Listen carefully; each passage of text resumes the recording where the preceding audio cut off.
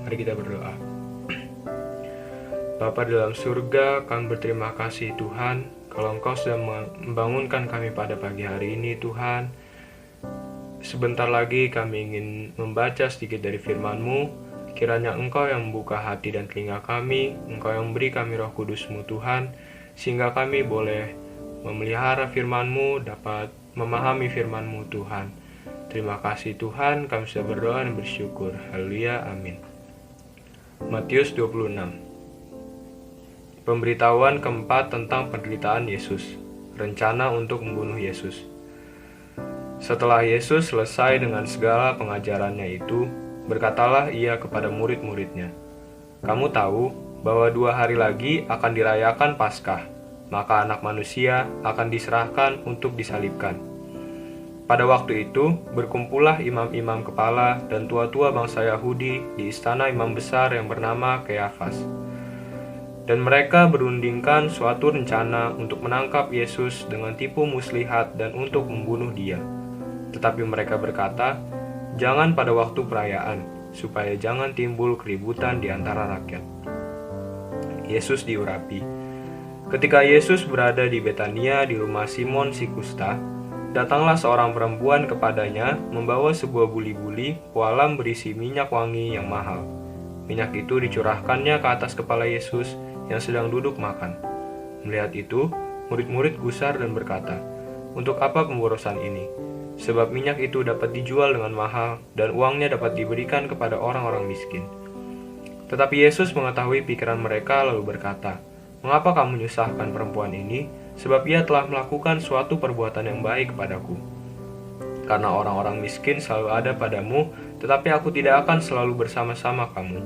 Sebab dengan mencurahkan minyak itu ke tubuhku, ia membuat suatu persiapan untuk penguburanku.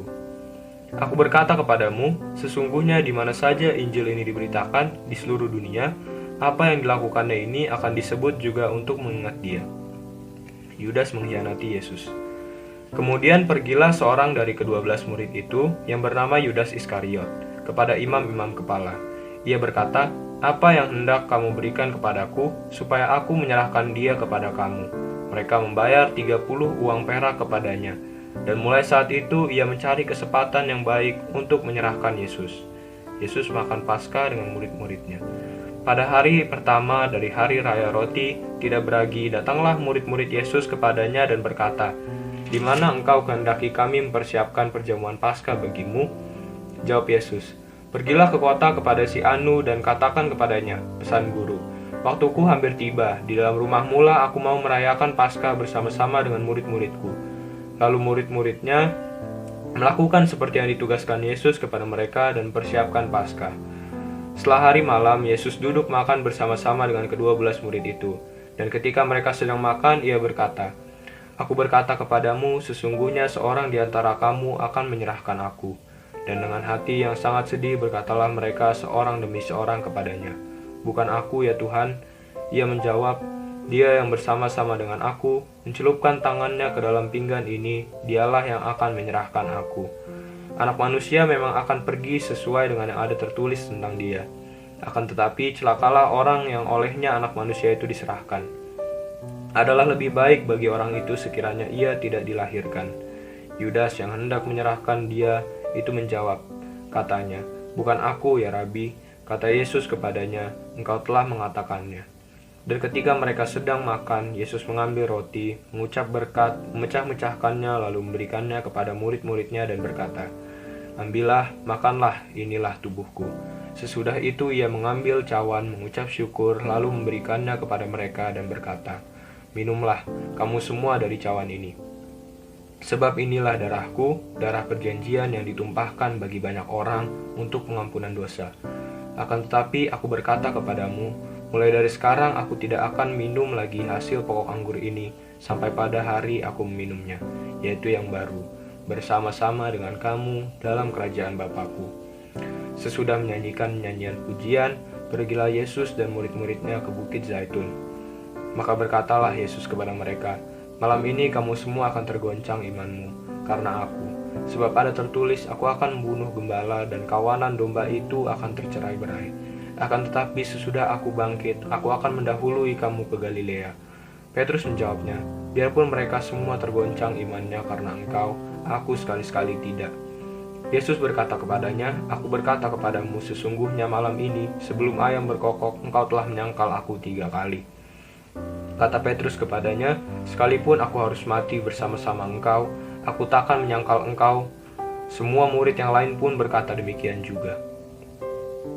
Maka sampailah Yesus bersama-sama murid-muridnya ke suatu tempat yang bernama Getsemani.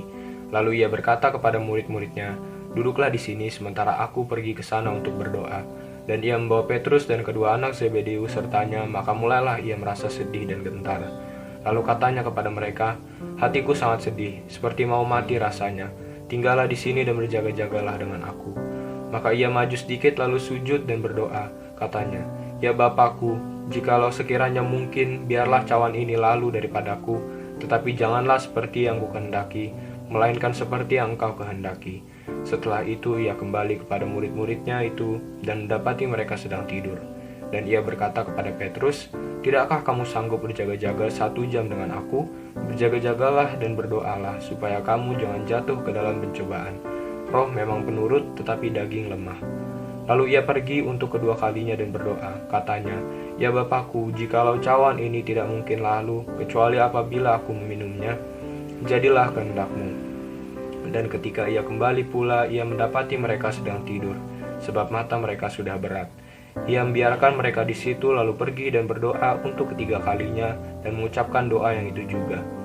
Sesudah itu ia datang kepada murid-muridnya dan berkata kepada mereka, "Tidurlah sekarang dan istirahatlah.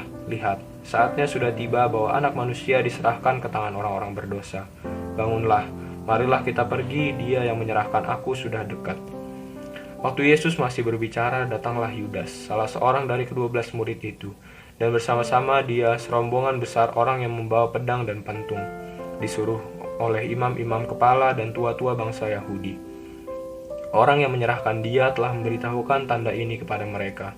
"Orang yang akan kucium, itulah dia, tangkaplah dia." Dan segera ia maju mendapatkan Yesus dan berkata, "Salam Rabi," lalu mencium dia. Tetapi Yesus berkata kepadanya, "Hai teman, untuk itukah engkau datang?"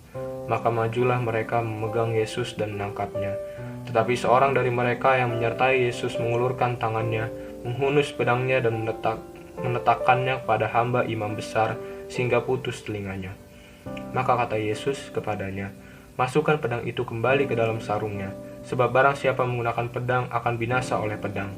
Atau kau sangka bahwa aku tidak dapat berseru kepada Bapakku, supaya ia segera mengirim lebih dari 12 pasukan malaikat membantu aku? Jika begitu, bagaimanakah akan digenapi yang tertulis dalam kitab suci, yang mengatakan bahwa harus terjadi demikian?" Pada saat itu, Yesus berkata kepada orang banyak, "Sangkamu aku ini penyamun? Maka kamu datang lengkap dengan pedang dan pentung untuk menangkap aku, padahal tiap-tiap hari aku duduk mengajar di bait Allah, dan kamu tidak menangkap aku. Akan tetapi semua ini terjadi supaya genap yang ada tertulis dalam kitab nabi-nabi." Lalu semua murid itu meninggalkan dia dan melarikan diri.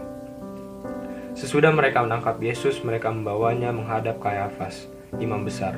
Di situ telah berkumpul ahli-ahli Taurat dan tua-tua. Dan Petrus mengikuti dia dari jauh sampai ke halaman imam besar, dan setelah masuk ke dalam, ia duduk di antara pengawal-pengawal untuk melihat kesudahan perkara itu.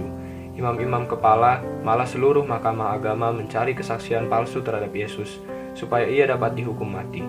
Tapi mereka tidak memperolehnya, walaupun tampil banyak saksi dusta.